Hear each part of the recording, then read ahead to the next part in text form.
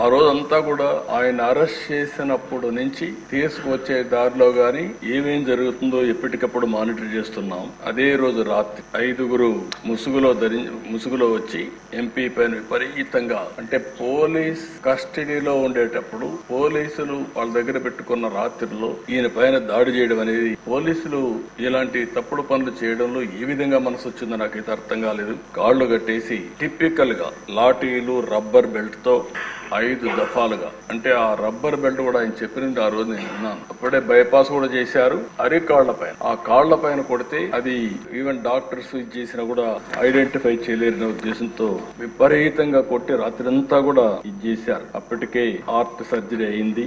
గుండె మామూలుగా సర్జరీ అయినప్పుడు కొంచెం ఇబ్బందులు కూడా ఉంటాయి. అలాంటిది మంచం మీద ఎక్కి రొమ్ముల పైన కూడా ఎక్కి విపరీతంగా కొట్టి తీవ్రంగా హింసించారు. వాళ్ళు హింసించిన విధానం మీరు చూస్తే ఎక్కడికక్కడ మంచం కోళ్లు కూడా కింద నుండే కాళ్లు కూడా ఇరిగిపోయే పరిస్థితికి వచ్చాయి. మామూలుగా అక్కడ సిఆర్పిఎఫ్ సెక్యూరిటీ ఉంటుంది. అలాంటి సిఆర్పిఎఫ్ సెక్యూరిటీ లేకుండా పంపించేశారు. రాత్రంతా తీవ్రంగా హింసించారు. తీవ్రమైన బూతులు తిట్టారు.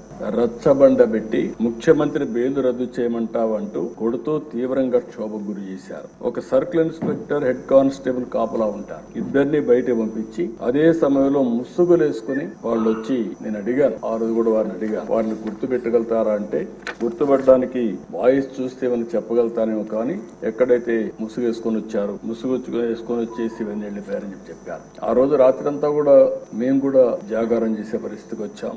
మొదటి రోజు సాయంత్రం వరకు ఉదయం తీసుకురాలేదు. కోర్టులో ప్రొడ్యూస్ చేయలేదు. ఎందుకు ప్రొడ్యూస్ చేయలేదని మేము వాకప్ చేస్తామంటే ఇప్పుడు వస్తారు అప్పుడు వస్తారు అని చెప్పి కాలయాపన చేశారు. సాయంత్రం వరకు డిలే చేశారు. అంటే రాత్రంతా హింసించారు కాబట్టి ఆ దెబ్బలు కొంత నొప్పులు తగ్గిన తర్వాత ఐడెంటిఫై చేయకుండా ఈ నడవను కూడా నడవలేని పరిస్థితిలో ఉంటే కొంత సమయం ఇస్తే నడుస్తాడనే ఉద్దేశంతో ఆ రోజు 5 గంటలకు గుంటూరు కోర్టులో హాజరుపరిచారు. అప్పటికే మేము చూస్తున్నాం టీవీలో వస్తా ఉంటే అవి కూడా వాచ్ చేస్తాం. మనిషి కుంటూ నడుస్తాం అంటే ఏదో జరిగింది అనేది వాచ్ చేసుకుంటూ ఉన్నాం. అక్కడి నుంచి ఎప్పటికప్పుడు మేము ఏం చేయాలనో లాయర్స్ తో మాట్లాడుకుంటూ వచ్చాం. మళ్ళీ వాళ్ళు వారే వచ్చి చెప్పింది కస్టడీలో కొట్టిన విషయం కోర్టులో చెప్తే ఈ రాత్రికి మళ్ళీ మా కస్టడీకి వస్తావు అక్కడ చంపేస్తామని బెదిరించారు. ఈ విషయాన్ని చూసినప్పుడు ఈ రాష్ట్రంలో కూడా ఇవన్నీ జరుగుతాయా అనే ఆశ్చర్యం కలుగుతుంది.